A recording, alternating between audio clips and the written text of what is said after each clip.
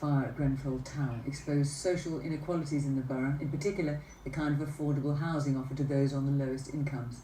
Most councils have a statutory duty to offer half of accommodation in all new large building projects as social housing. But BBC News has found that the council where Grenfell Tower is located, Kensington and Chelsea, agreed that developers could give them nearly £50 million instead of building the required social housing last year. And as Michael Buchanan reports, the council is far from alone in doing so.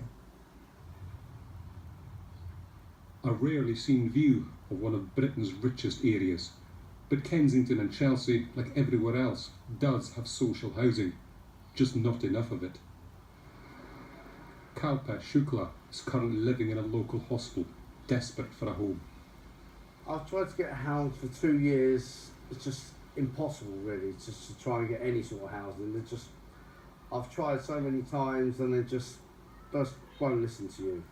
They just say there's nothing for you and they just can't help me. And they won't even get me on the housing list. Just minutes away, a huge new development in Knightsbridge that Kalpesh will never live in.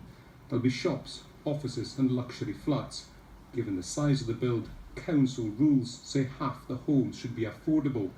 But the architects say the flats were too big, the service charge would be too expensive. So Kensington and Chelsea Council allowed the developers to pay them £12 million, which they should now spend on affordable homes. Research for the BBC shows that in 2016, Kensington and Chelsea agreed to take nearly £47.5 million from developers in such deals. The money property companies have already paid them, more than £9 million remains unspent. However, just 336 affordable homes were built in the area over 5 years. In 1 year, just 4 were actually added.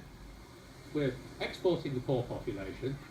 The leader of the Labour group of the council is appalled. One of the great things about living in London is that you do have a balanced population, and I do think we have a duty not to produce the prettiest ghost town in Western Europe. Our first loyalty should be to maintaining and strengthening our communities, and we've fallen down on that job terribly. Kensington and Chelsea told us they're struggling to provide affordable homes due to being a small, densely packed area with limited sites and high land values. They say they do what they can, sometimes pushing developers to give more, but ultimately they say they have limited capacity to provide housing. Average house prices around here are more than £1 million. Despite that, the council has a target of building 200 affordable homes each year. Developers, however, seem increasingly keen to ignore such goals. Kensington and Chelsea is an inner borough, and also it has some relatively high land values. Therefore, there's more likelihood of developers wanting to build entirely private schemes and give the payment to the council in lieu of affordable housing coming through as part of the new build application. Lots of English councils take money from developers instead of forcing them to build affordable homes. But in Kensington and Chelsea, many luxury flats lie empty. It's the only London borough with a falling population. Striking such deals can make sense, but only if the money is then properly used. Michael Buchanan, BBC News, West London.